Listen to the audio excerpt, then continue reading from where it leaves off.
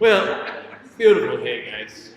Welcome, welcome. So, this is our first kind of group seminar sort of thing, right? Maybe you have been around and know we've been doing kind of staff seminars every Saturday morning for the past 9 months, whatever, however long we've been open. But this is our first kind of member seminar, right? And this is a great one. This is a good one to come to. This is really going to be more than anything just basic introduction to kind of nutrition concepts, right? Giving you a basic vocabulary of nutrition.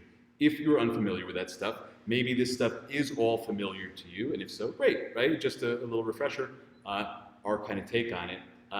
And then from there, a little bit more of our personal approach to nutrition, right?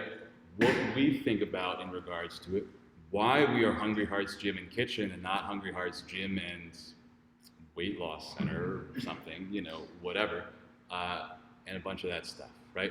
So we're going to talk through a whole bunch of different things, try and keep it as focused as possible. As you know, I can go on tangents, so please help me keep me centered as opposed to pulling me in a million different directions. But that being said, if you have any questions, please ask. If you have any questions, please ask. I will answer to the best of my abilities.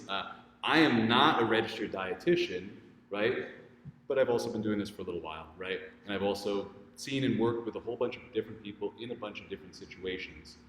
And I just want to give you my take on it, our take on it, our Hungry Hearts take, myself and Kristen, right? I am speaking for the both of us in a lot of ways.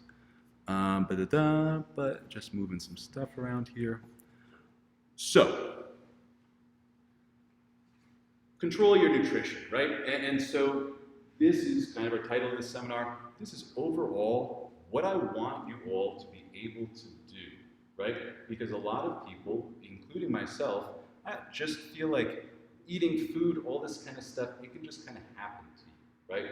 For a variety of reasons, right? And if you are not happy with where you are at currently, with how you eat, with different things, with energy levels, with body fat percentages, with this, that, and all that kind of stuff, well, I want you to be able to find control of that, right? And there's a lot of different ways we can do that, and a lot of different ways we can talk about that, and I think everybody needs a little bit different thing, right? I think a lot of this stuff really is determined by your personality, right? But we'll talk about that more. Hey, ultimate goal here, right, in talking about this tonight, but then also in practicing this kind of stuff moving forward, find a sustainable approach to nutrition you can maintain for life, right? And so a few important things in there. Sustainable, right? Something you can maintain. I am not a fan, we are not fans of, crash diet, lose 20 pounds in 20 days, get a tapeworm, all your problems go away, whatever. We want you to find something that you can maintain, something that you can do for months, weeks, years, ongoing, right? Something sustainable for life, right? And so sustainable then comes from a variety of different things, right? This needs to be some kind of pattern of eating, right? That resonates with you financially, right? If you're like, well, I gotta eat grass-fed, Wagyu beef, blah, blah, blah, but that costs, $15 a pound, and I'm not buying that, 5 nights a week. That's not the answer, right?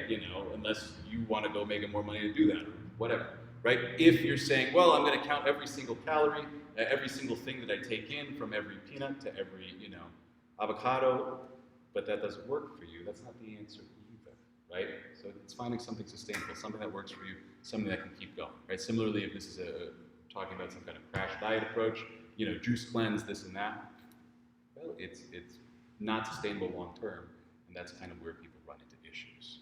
But so, something you can maintain for life.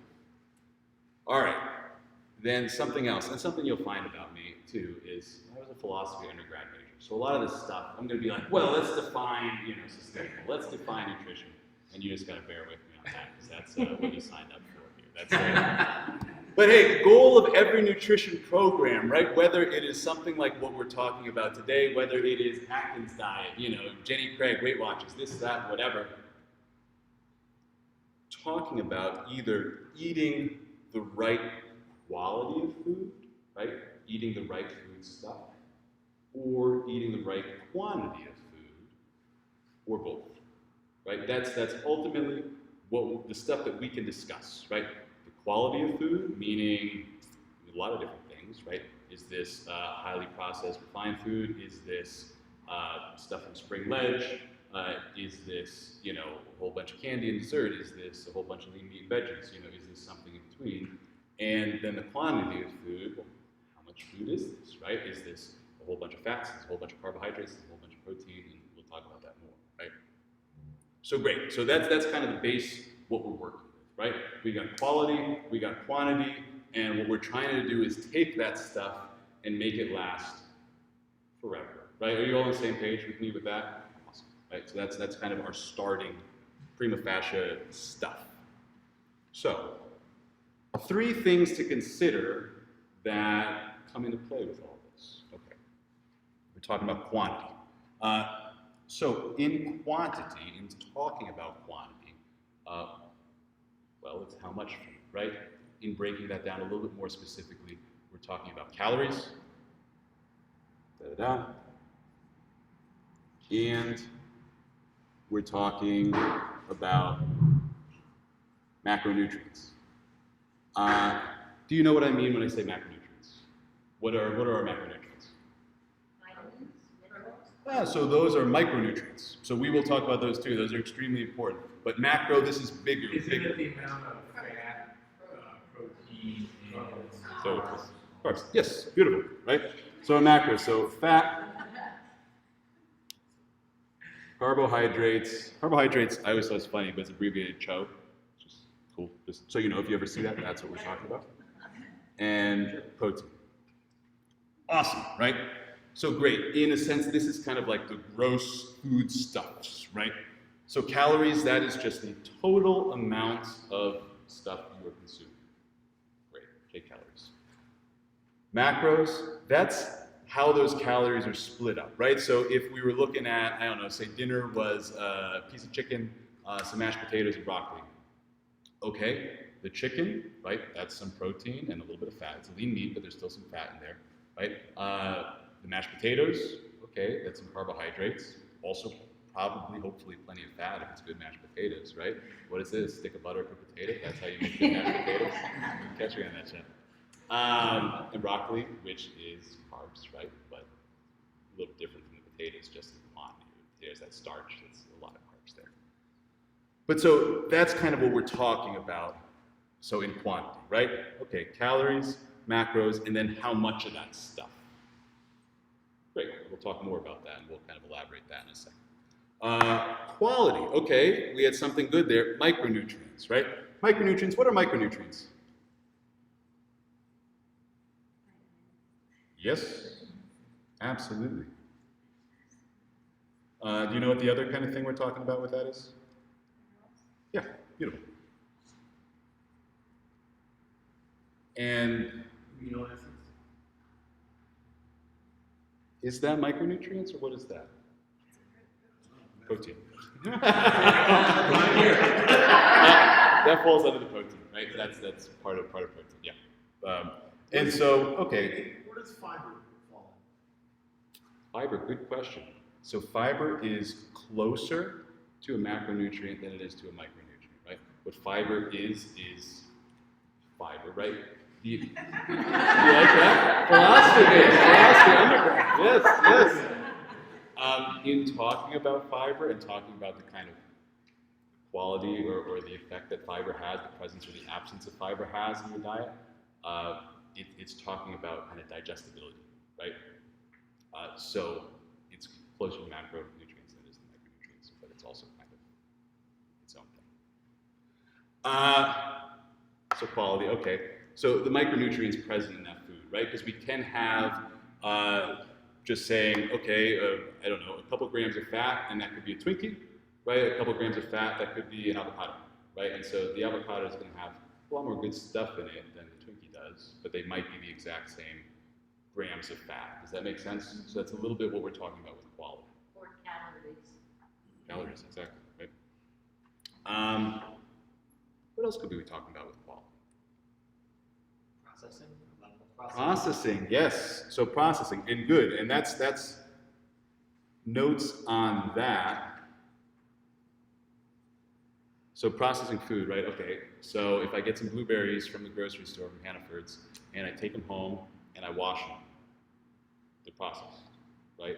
But that's not what anybody ever means when they say processed food, right? If we take a carrot and we chop it up, it's processed. But that's not what anybody means when they say processed, right? Yeah, we think about, typically when we talk about like highly processed foods, we're talking about foods with a lot of preservatives, a lot of added sodium to help preserve, for frozen foods, right? To make frozen foods taste good and give them long shelf life, that kind of thing. That's typically what we mean, I think, for at least myself, when we say highly processed foods, right? So just to clarify that. Right, so great. We're saying quality of foods, is this something that's highly processed? Is this something that comes from across the street and just pulled out of the dirt, this morning? Different stuff like that, right? Certainly the food from, know your farmer, know where it comes from, well, that might contain more nutrients and all this kind of stuff than the kind of, Big Mac and whatever makes it a Big Mac comes from, good luck figuring that out. But so yes, so in just from a high level, this is what we're talking about in quality of food and quantity of food. In looking at these kind of two categories, say you were just going to focus on one. Say I just wanted to focus on quantity, right? If you just focus on quantity, if you just focus on your total calories, your macro intake, you could probably get pretty shredded, right? If you were just trying to get lean, if you're just trying to be a bodybuilder and, be as low body fat percentage as possible, manipulating the quantity of your food is a good way to do that, right?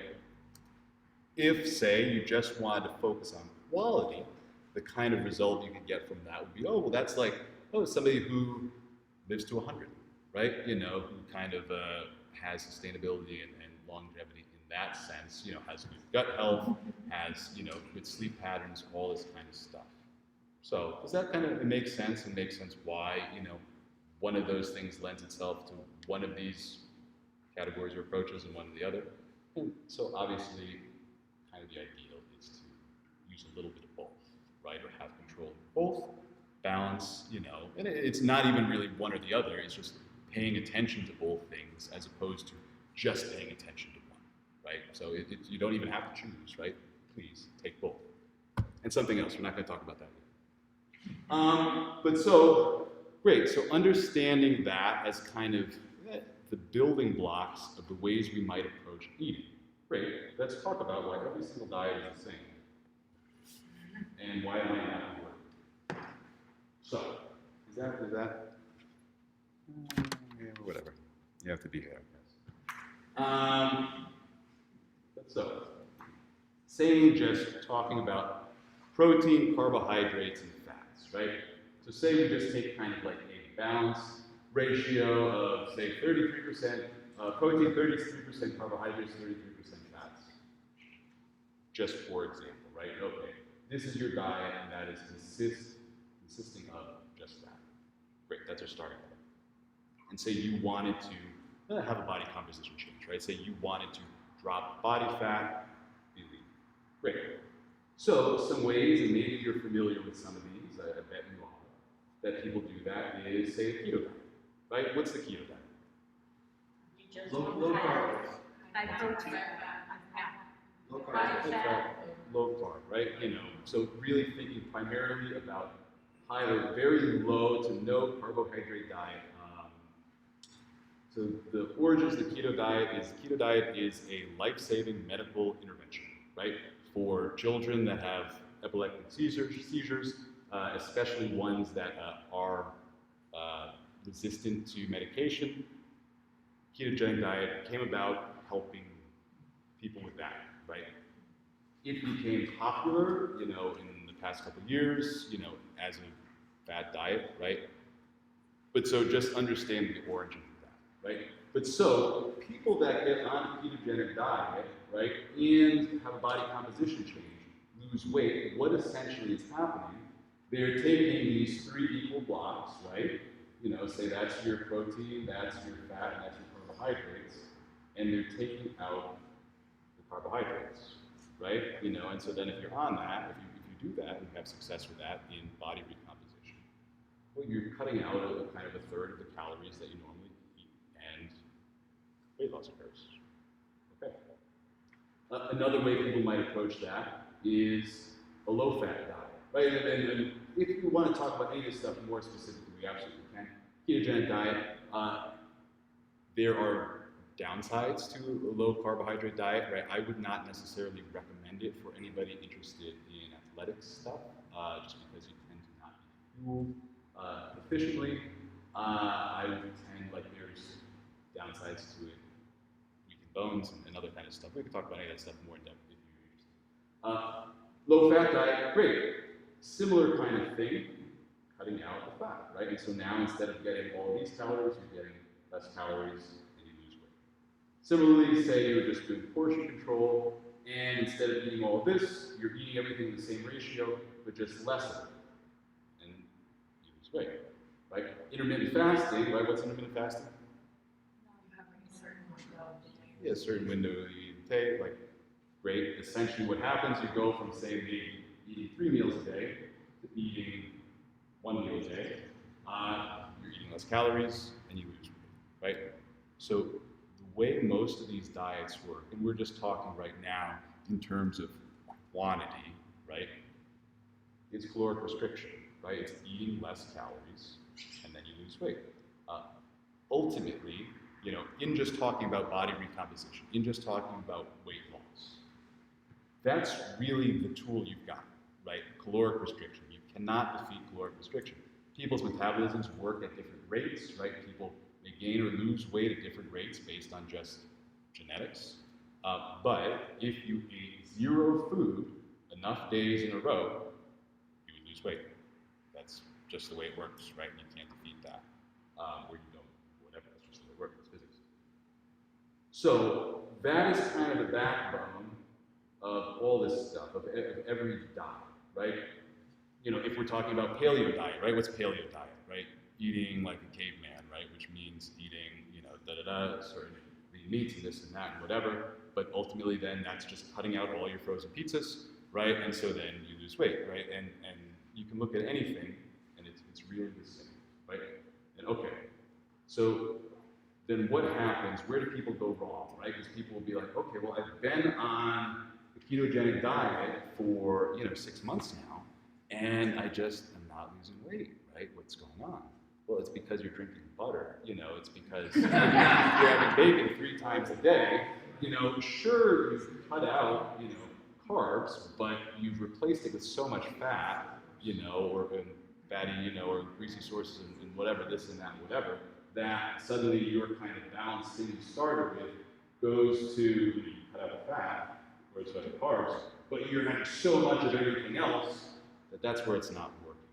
So does that make sense, right? And hopefully that kind of simplifies some of this stuff, right? That is ultimately what is going on in the diet approach, right?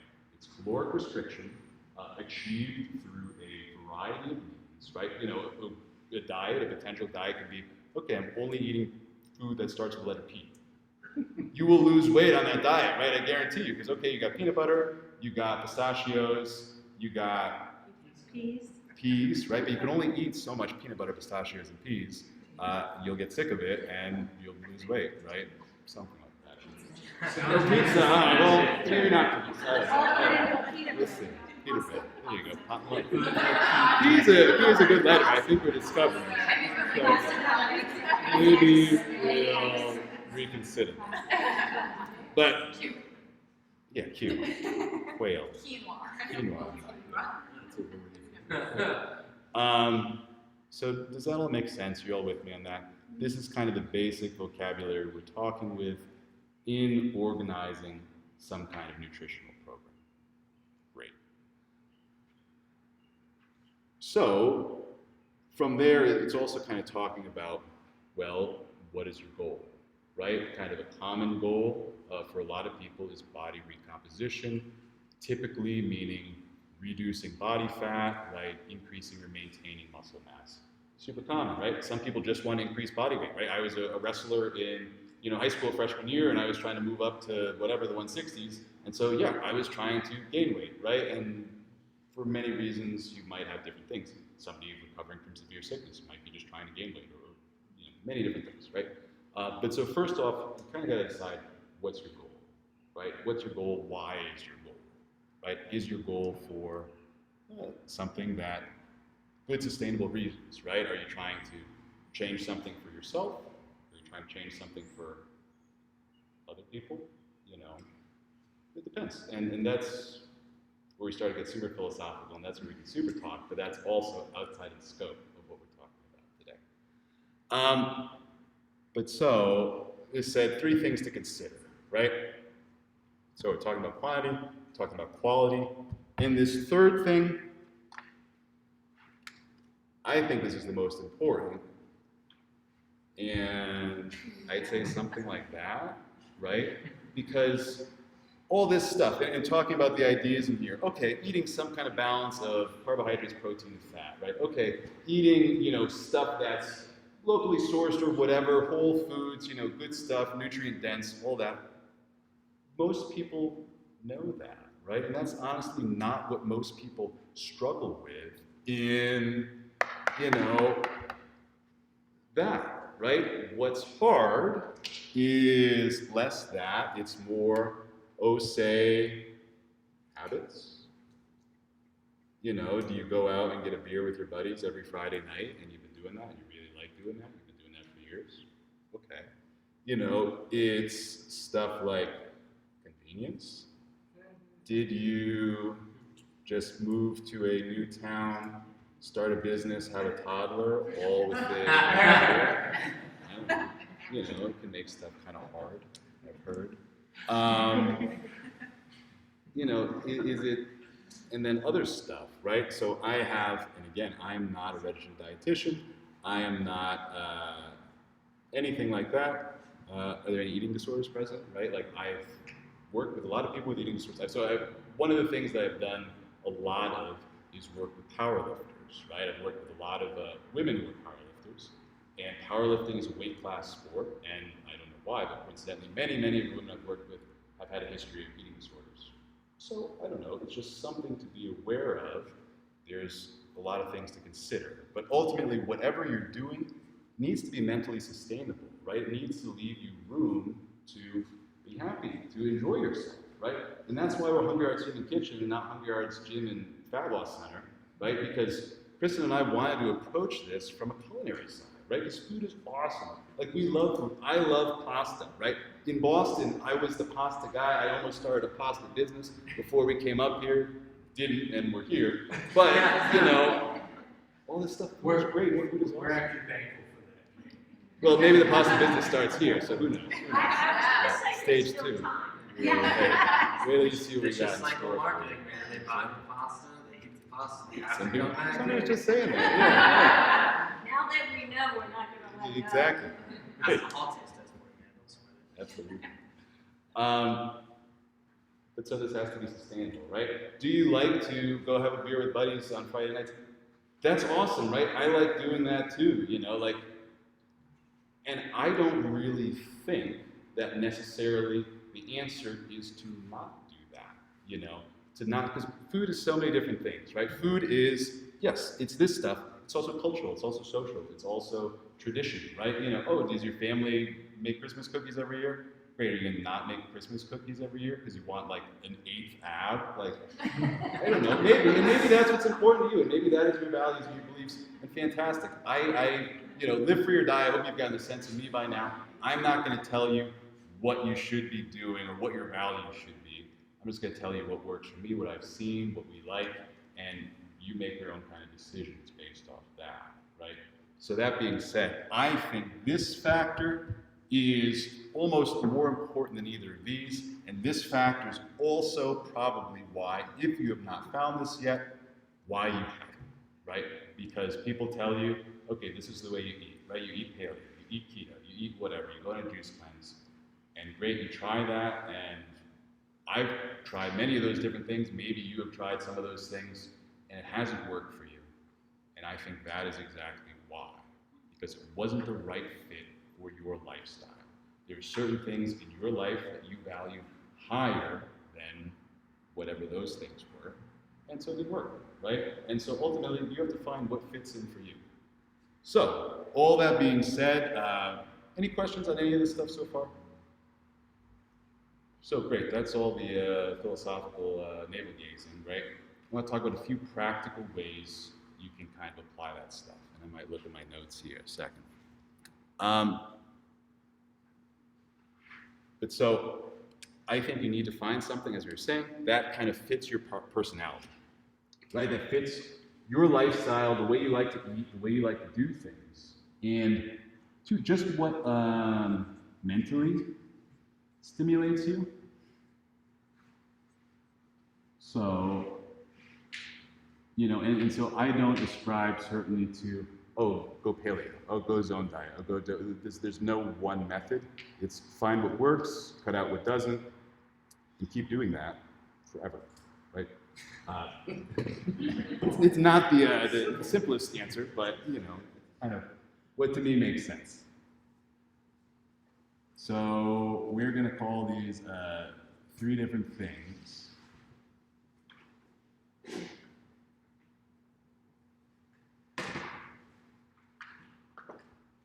And 2, if you guys have any better names for these, let me know, because this is just...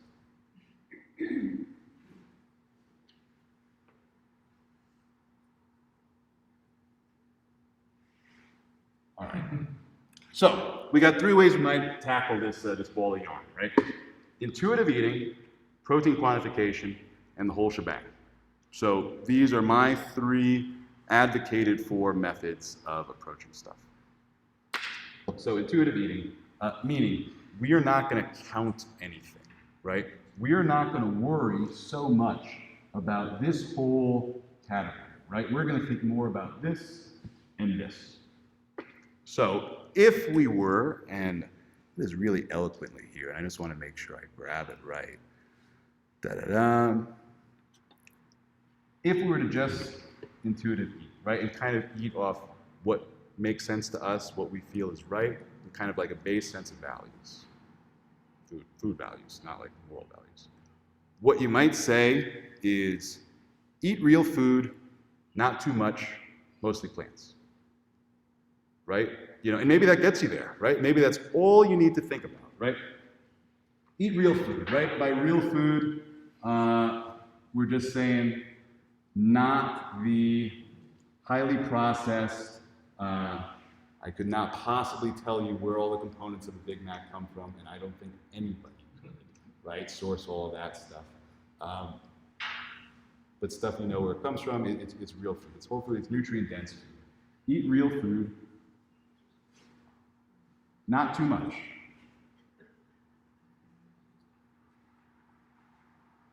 Okay. And so, but we're just saying, doing this intuitively, right? So you can kind of think of that as you will. Oh, stop eating a little bit before you get full, right? Or don't don't go back for a 3rd plate when you're fine after your 1st and a half, right? You know, that kind of thing. Not too much, mostly plants. And saying mostly plants, okay, we're talking about the quality a little bit here. Stuff that's nutrient dense, right? Stuff with some fiber, right? Stuff that, we're not just, if your intuition is telling you just eat pizzas, then maybe you want to reprogram that a little bit, right? Or maybe that isn't the right pattern for you. That isn't the right archetype for you to think about. But this can be great. This can work for a lot of people. This can certainly work for people recovering from a history of having a hard time with food, disordered eating, different stuff like this. Again, I am not at all the person to speak to for medical advice on that, but I know a lot of people who this has worked for in regards to that. Great, so one approach. Another approach, protein quantification. Okay. So if you are open, counting food sucks, right? Counting calories, counting all that stuff. Some people get super turned on by it. Some people love having the scale and doing the whole thing. Awesome. If that is for you, fantastic. We'll talk about that more, right? But If you don't, I would recommend quantifying one thing, right? And the one thing I would recommend quantifying is how much protein you take in per day, for a variety of reasons, right? Protein is going to help you protect, preserve, build muscle mass. Extremely important, right? You want to be taking in an adequate amount of protein, especially if you're interested in body recomposition, fat loss, anything like that, because you will be in a caloric deficit, and if you're low on protein, you'll be burning through muscle mass, which is not ideal, right? Isn't going to really necessarily get you where you want to be, right? Because you want to hold on to muscle mass for a variety of reasons, for performance, for general health, for doing all this kind of stuff. Again, kind of beyond the scope of what we're talking about. But all the stuff we do in here, squatting, hip hinging, lunging, carrying, upper body pushing, upper body pulling, I hope you guys are starting to get the sense that stuff's important, right? For maintaining a quality of life, as you get older, for maintaining bone density, all this kind of stuff, for being able to pick up the dog food out of the bottom shelf without squirting a disc across the room. All the things I've told you a million times, right? That stuff's important. You need muscle to do that stuff. Protect your muscle mass. Protein quantification. Great. So if you're counting one thing, count protein. Other kind of asides to that, ratio between, all this stuff. The ratio between fat and carbohydrates, without getting too deep into the weeds, doesn't super matter, right? You can use carbohydrates for an energy source. You can use fat for an energy source. That's a super easy way or super surface level way of looking at it, but in the big scheme of things, as long as you're getting your energy from one of them, okay. If you were to go an all protein diet, low carbs, low fat, that would be a bad idea, right? That wouldn't really work out for you. The farts would be insane, right? And it just wouldn't maintain you, sustain you long term. So how much protein is enough and how much is too much? Well, hey, great segue. Awesome, that's right where we're headed. So, in setting this up, and I want this to be a practical approach, right? I don't want this to just be theoretical, right? So in making this a practical approach, a lot of different ways we can talk about that. What I would recommend, and also not to scare people off, right, with a super high protein recommendation, I would recommend getting 1 gram of protein per pound of body weight that you think you should be walking around at, right? So if, right now I'm, 210, something like that, 205, 210, and I feel pretty good, right? But I know if I was like 195, 190, I'd probably, that's, when I've generally felt the most athletic, the best, most energy throughout the day. Okay, I'm gonna try and get 190 grams of protein per day, right? And that too, if you are, say, 400 pounds and you should really be 200 pounds, don't get 400 grams of protein a day, right? You can have a little bit less than that. Does that number make sense? So, and then the caveat to that, yeah. How do people survive on 2 eggs? I mean, the farmer's breakfast in the morning, well, I guess they have a lot of bacon, but if that's 12 grams of protein, that's not much. Sure. Yeah. And so that's kind of the thing, right? If we say, hey, 190 grams of protein, okay, that's a decent amount of protein, right? And so a kind of also, and again, this is simplification, but something you can think about, 100 grams of protein is about a pound of lean meat, right? So a pound of chicken, it's about 100 grams of protein, ish. You can do the math on that, it's a little bit different, but just to give you a ballpark, that's about what that is, right? So if I was trying to, not from protein supplementation, anything like that, just from lean meats, I'm just gonna call it 200 grams of protein a day, 2 pounds lean meat, right? Pound of chicken, pound of tilapia, something else, right? So just something to think about there, right? So that's kind of that recommendation. Per day. Is there a difference where you get it from? I mean, chicken, meat, fish, milk products? So all lean meats are pretty similar, right? So chicken, fish, any lean meat, it's not pure protein, it will contain some fat, right? But if you're starting to talk about the brisket, okay, then that will also contain a high amount of fat, right? Talking about supplementation, different stuff like that, like a whey protein powder or something, that's really just food too, right? That's just processed, kind of just constituent parts of whatever, refined stuff from milk or whatever. So, in general, you'll probably be better off getting your protein from whole food sources, but I take whey protein supplements just because I would have a hard time getting 2 pounds of meat a day, right? Just for me, like in an ideal world, yeah, absolutely. I'd be having, I'd take a nice hour for breakfast, an hour for lunch, and an hour for dinner, and I'd have a beautiful piece of tilapia, chicken, a little duck maybe, something like that.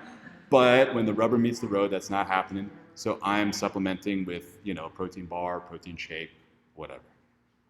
So that being said, so roughly 1 gram per pound of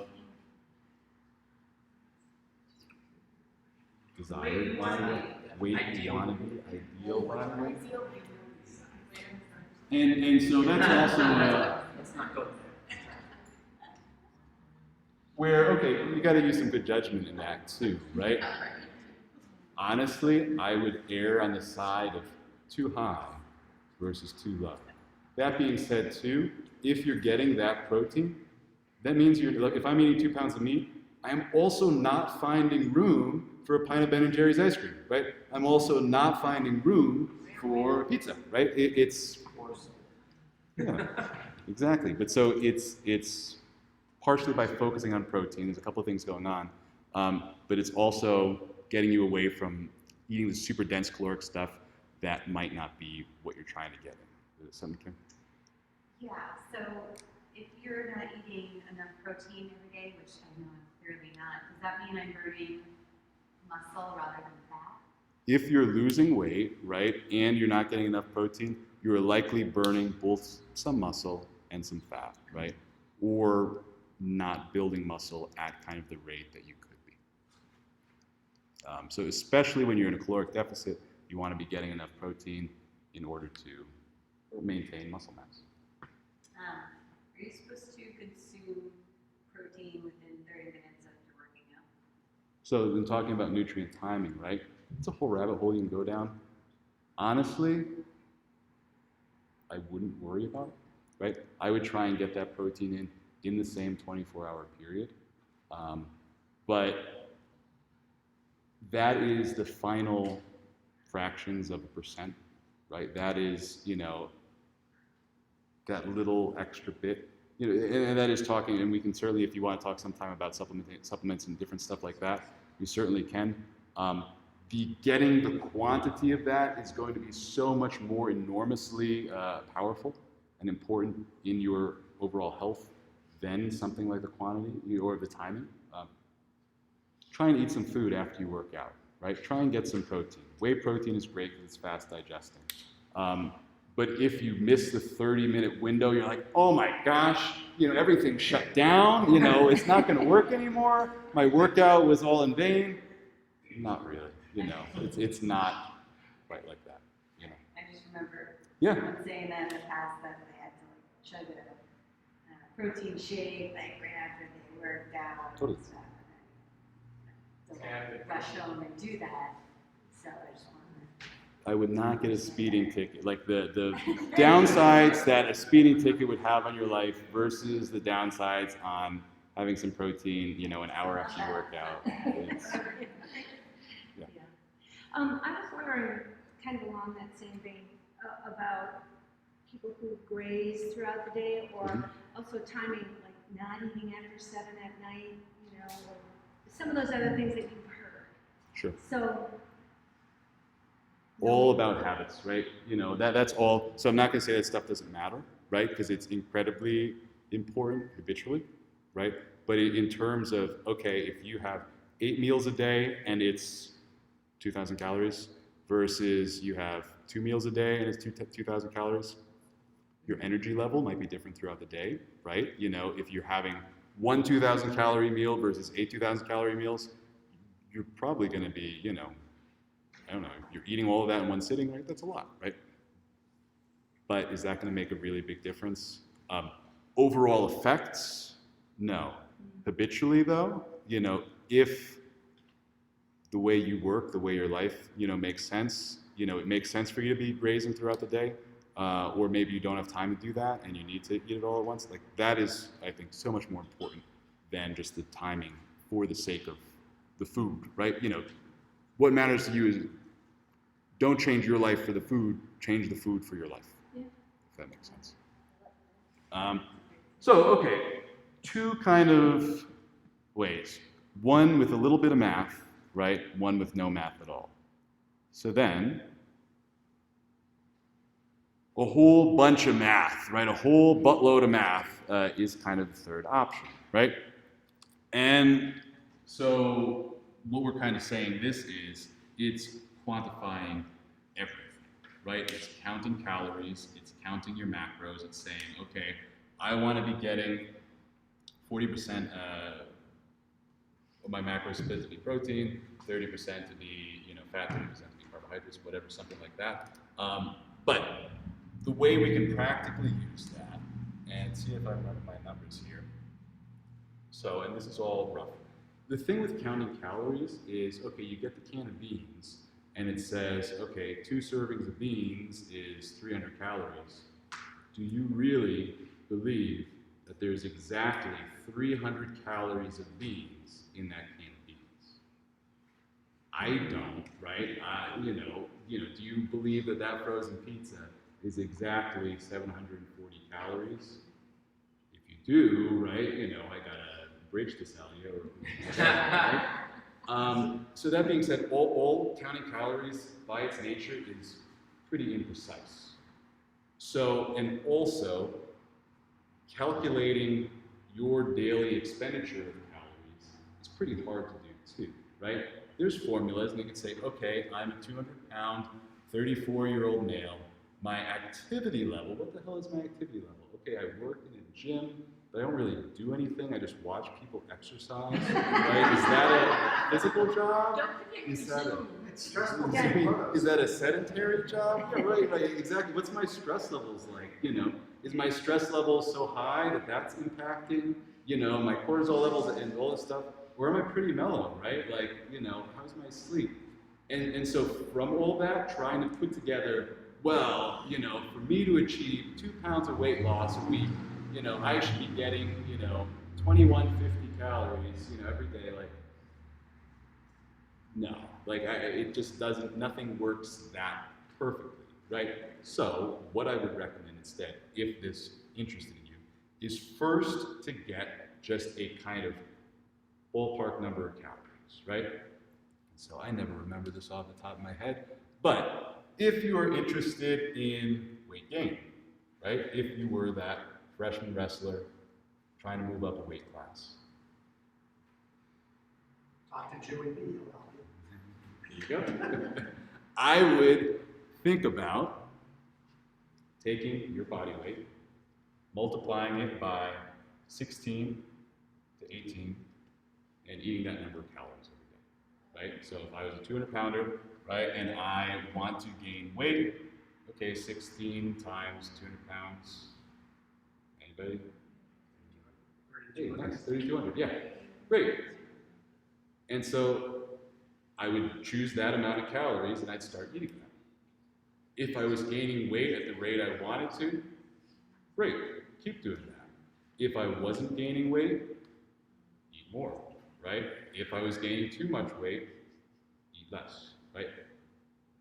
Trying to find the perfect number from the get-go doesn't really work, right? What only kind of works is adjusting as you go and learning from your results. Because also, like I said, everybody's metabolism is a little bit different. It's going to depend on genetic stuff. It's going to depend on your age. It's going to depend on stress levels, work life.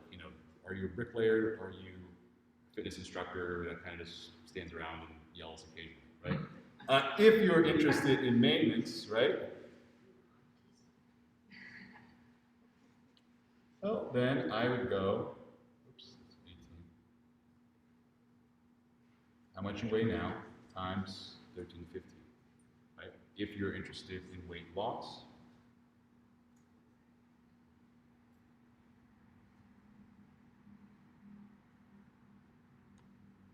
times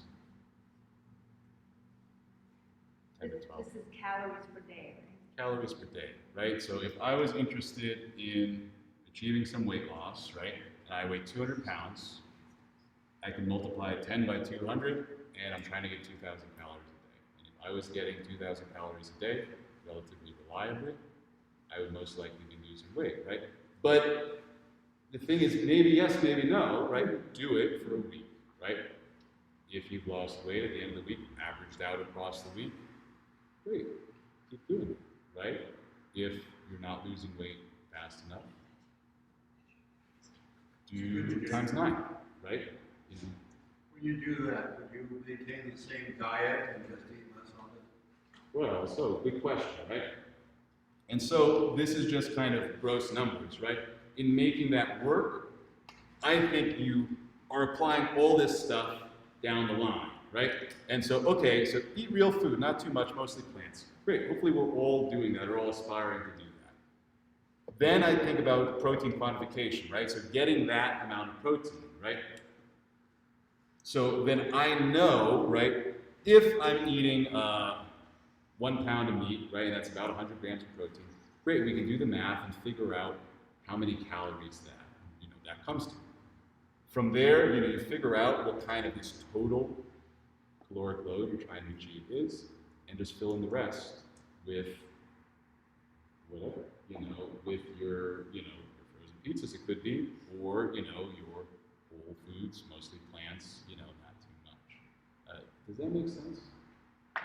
Yeah, if you're, let's say you're doing the weight loss, Yep. and you do a week and you don't see any change, can you, instead of reducing the amount you're eating, increase your level of activity instead? I mean, is it, that's a balance too. 100%. Yep. So thinking about your total, your daily activity level, right? If you go from being, couch potato, reality TV expert, right, to being, a roofer, right? You're going to be burning a different amount of calories every day. You could be the roofer, and the reality TV expert could be eating the exact same amount of calories. The roofer is probably going to be, losing or in a caloric deficit or whatever compared to the couch potato. So absolutely, right? Does that all make sense? Is that helpful? And so in laying this stuff out, these are kind of 3 different approaches to take, right? One is very intuitive, no math, largely going by feel, right? One is minimal level of quantification, right? But also I think the most important level of quantification.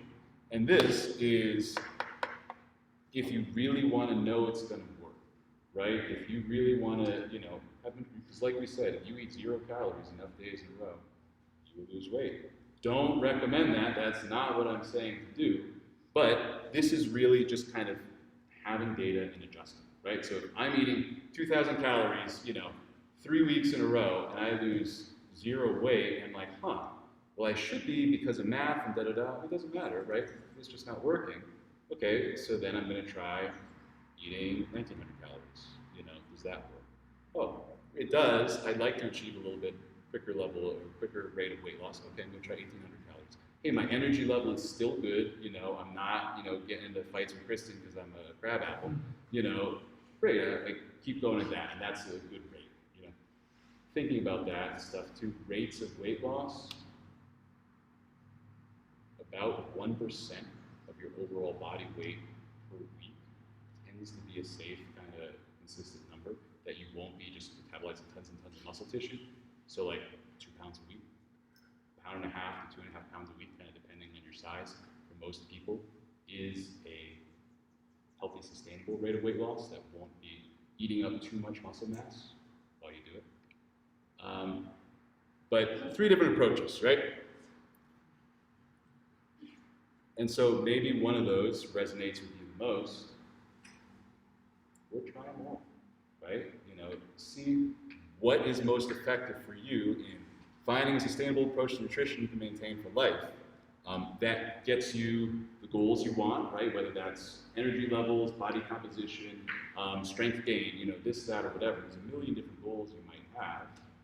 Kind of, there's really only a couple in different flavors. But finding something that helps you achieve that. Does that make sense? And so that being said, I've done all these things, and these things might work for you at different points in time, right?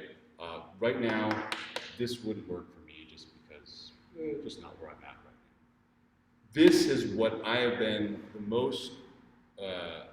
found the most reliable for myself over time, right? And this is good sometimes too, right? But just knowing my personality, I like to have some kind of fine-tuned control, but I don't need this much control, right? This is good for me, right? You might have a sense of what works for you, but if you don't, right, try it, right? If you try this and you hate counting calories, don't do it.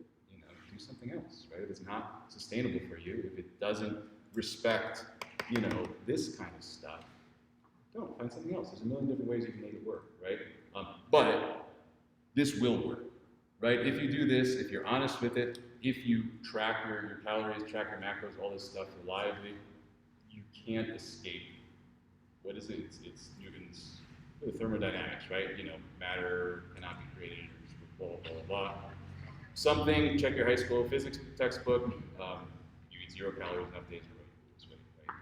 Which isn't the way to go, but does that make sense? Is that helpful? Is that a helpful framework to look at this stuff with? Hopefully, yeah. But so, let's keep talking about this stuff, right? As we go. And so then also just kind of finishing off with kind of philosophical stuff. We are Gym and Kitchen for a reason. We're not Gym and Weight Loss Center. We're not Gym and, Fat Coach, or anything like that. We like food. We like eating, Also, I've worked and have a lot of people close to me with eating disorders, right? We're raising a young daughter in this environment, right? We're not having any weight loss challenges, right? That's not going to be something we do. We're just not interested in it, right? We want people eating food, right? We want you finding a healthy relationship with food, a sustainable relationship with food. So much of the message that's been put out by the diet industry for the past very, very long time, it's negative. It's people negative. It's food negative. It's deprivation. It's all bad, It's all make yourself small. Food is good for you, right? Food from the right sources, all this stuff. That's what we're after. Eating good food, right? Eating real food, not too much, mostly plants. That's pretty damn good, right? It's the mostly plants. Will you ever have plants diversity meals? I just go to the grocery store and I just see the same things I grew up with. I'm not knowledgeable of what to do with everything else. Yeah. We have a class for you. Oh yeah, we got stuff. Hey, our first cooking class is vegetarian cooking class. So hey. Is that the one on the 26th? Kristen's got a better Oh, understanding. okay. But the cauliflower tikka masala, the Indian one. Any questions on any of this stuff, guys? Awesome. So, we want to keep talking about nutrition here. I want to have this be an ongoing thing. I don't know if we do seminars like this, or maybe we'll do kind of Zoom things, or just little podcasts, or this and that. But if you have any questions on this stuff, we want to get into any of these topics more specifically, right? People always like to talk about supplements, and supplements are a deep rabbit hole that I try to avoid. But if you want to talk about that, we can absolutely talk about that. All different kinds of stuff. This is super surface level. You can get deeper on any of this stuff. I am especially interested by all the kind of habitual, social, cultural kind of aspects of food. But this stuff is all good too. And just from a strength and conditioning perspective, we can talk about protein and we can talk about timing and that kind of stuff. But again, it's really don't miss the forest for the trees. Quantity, quality, and then how does it fit into your life, right? Make this stuff sustainable, make this stuff work for you. So that's all I've got for you tonight, guys. Thank you so much for coming.